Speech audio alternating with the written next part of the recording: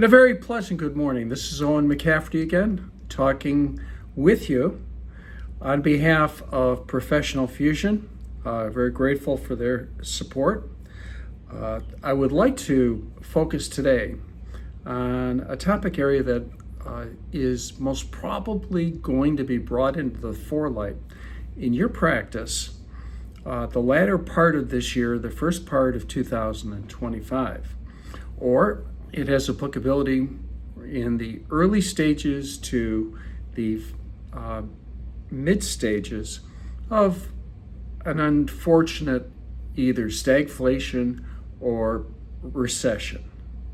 And that is the waning honesty that could happen when people are put in a position of compromise, either through the motivation, the opportunity, or the justification that they have in stealing from you. And I'm going to focus in this first video on staff, because staff is the most probable source of the easily identified theft that occurs in your practice.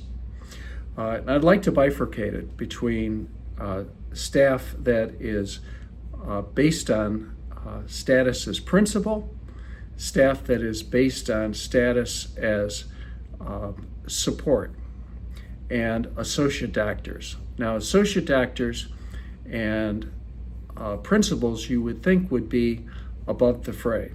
They're paid a very good wage, especially today with the pricing structure that's established. And when you look at the hourly benefit rate that they receive for the work that's been established, it's astounding. Far different than what I was accustomed to first seeing in the early to mid 1970s. People are paid better now than they ever were. And I know there's a lot of complaining and whining that occurs in terms of what the student loans would be. And there's a lot of validity to that, because I think universities have value priced themselves out of existence in a lot of instances. But of course, the universities will not admit their own culpability. Instead, what they'll try to do is to blame it on somebody else. Classic approach in the academic community. If we were to look at the costs that are involved, we would see that a good portion of those costs are through tuition inflation, even when the actual inflation was far less. But that's topic for another area. Let's just say that one of the motivations and the justifications that an associate doctor would have is this perception that they're spending way too much money to retire debt. And we'll go through a couple of the reasons and the logic and why it was different before and what it is now in another video. In addition, the work hour week that associates have been accustomed is far less than what the work hour week was in the 70s, 80s, 90s, and yes, even the early 2000s. So as a result of that, the motivation to supplement the income with a lower work week under the supposition that there is quality of life provides a good opportunity to justify theft. And then finally, the issue with the principals that is most sorely seen is that principals, just like associates, have not only all that which I've said before, but the pressure of an aging family. An aging family is far more expensive than a family that is in diapers. Children cost more as they age.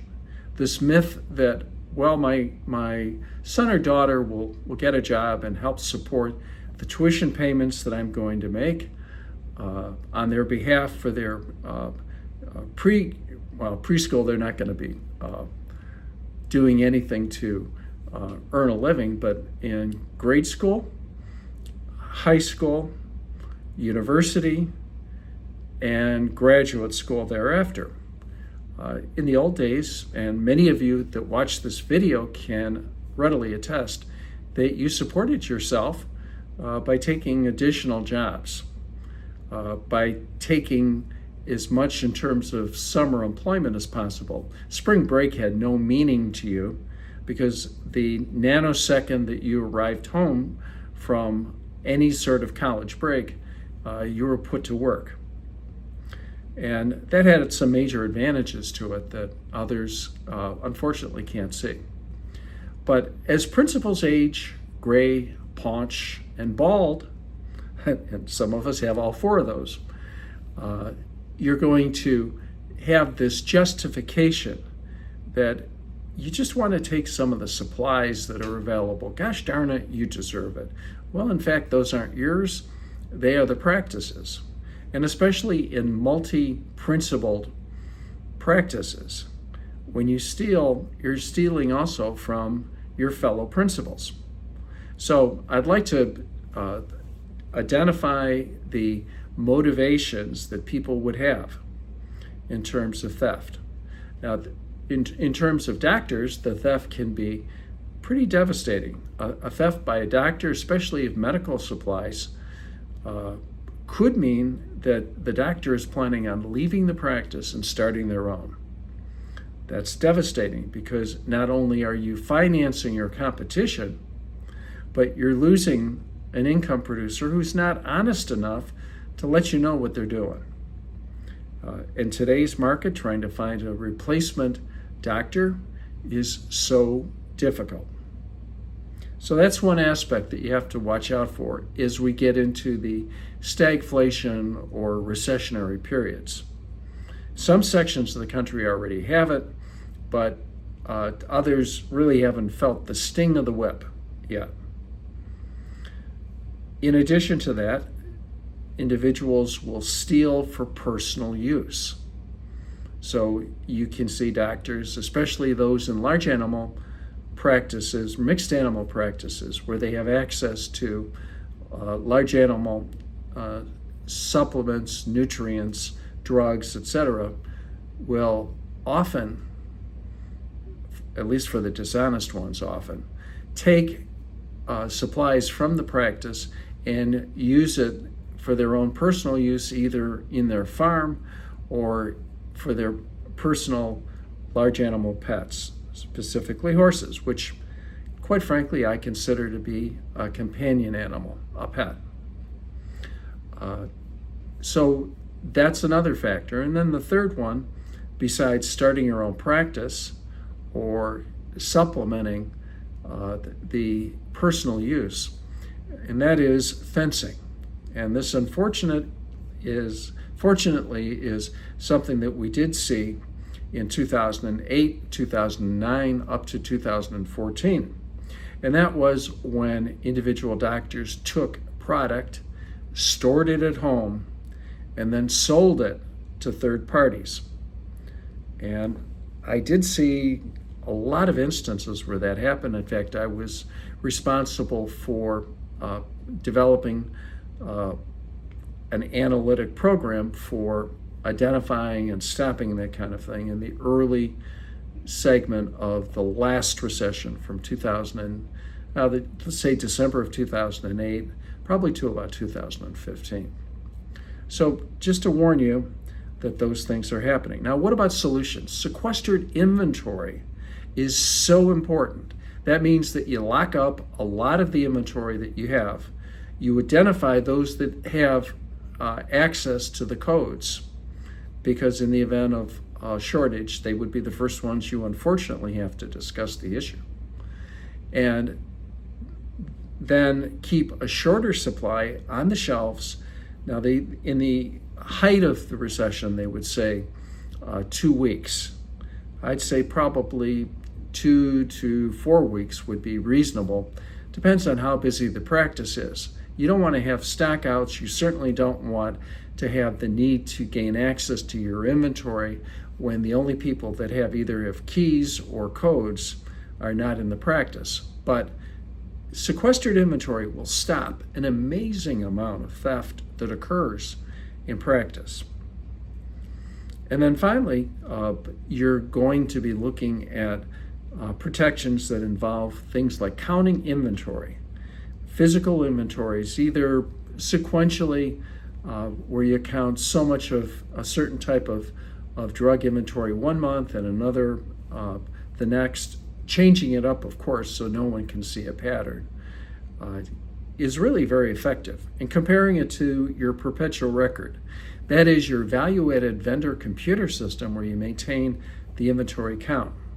Now, obviously, the physical count and the perpetual count are not going to always be exactly the same. There's errors that happen. We're all human. But sometimes to be purely honest requires a superhuman effort. And it's important that you let people know that you are doing these things. You're locking up your inventory, you're taking a physical count, you're comparing and doing analytics. And why you do that? The same reason you have locks. You try to keep honest people honest. You let them know you're watching, and you make sure that if they are doing those things, that they have an anticipation of being caught. So the motivation, the opportunity, and the justification become far less attractive. And then when you look at where this all would lead, it would lead to a better cost of professional services, or in terms of office supplies, a better administrative expense ratio. And that means that you pay attention to these things. You take your financial statements, even on a cash method of accounting, and you try to make sure that the ratios are in line. So for example, I have a very close friend that had a practice, and for year in, year out, I kept telling him that his total cost of professional services at 27% were just way, way, way too high. And he said, well, what do you mean? It's been consistently that way for a long period of time. And I said, well, there's no doubt about it, but they're consistently way out of whack, especially in the configuration of your practice, because you have a general practice with a lot of boarded people, either people who are specifically boarded in certain disciplines where, because of festival pricing, if you will, the anticipated ratio cost of professional services to total gross income would be lower because of the festival pricing on services. And in those instances, unfortunately, we eventually found that there was a theft. And the theft occurred because a key member of the team, the practice manager, not a principal, but the highest level support person, was doing things like substituting invoices that were personally used in MasterCard Visa, that's a common vendor, and slipping them in for payment. And then even with the protection of having a doctor or principal sign the checks, they were substituting voucher packets. Bad idea. But you also have to watch those that are watching. And that is, somebody has to watch the practice manager to ensure that the practice manager is equally as honest as you knew that they were always in the past.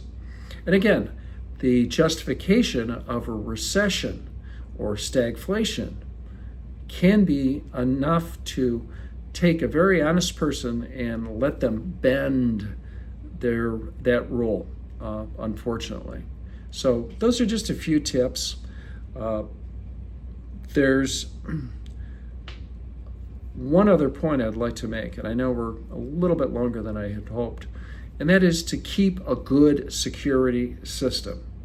Specifically, require that all your employees, including your doctors, punch in and punch out.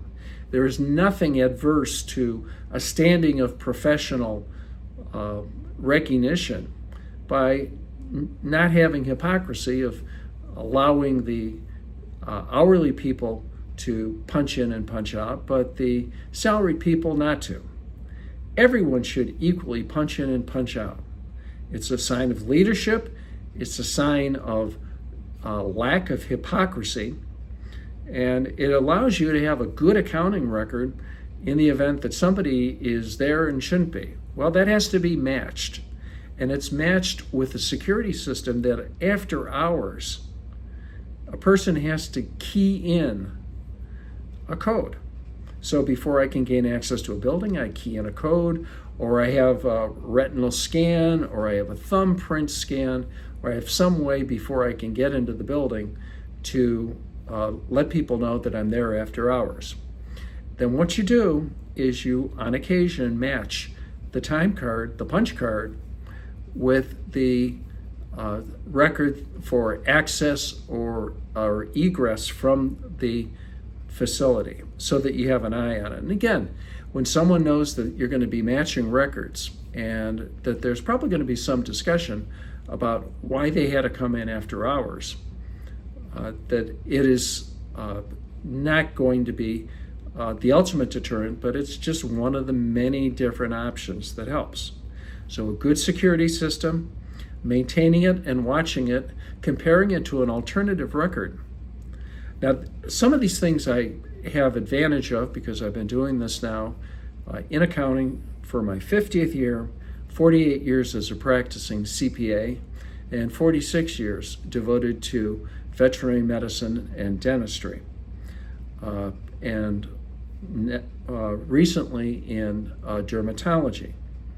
But I've seen all of this occur in the past, and it's not something that I'm just trying to throw out as a story. There's a few ideas. I hope you will take them to heart. Remember that motivation, opportunity, and justification will cause there to be a compromise that will occur in basic honesty because of stagflation and recession. So this is Owen McCafferty. I want to say thank you very much for listening. Talk to you soon.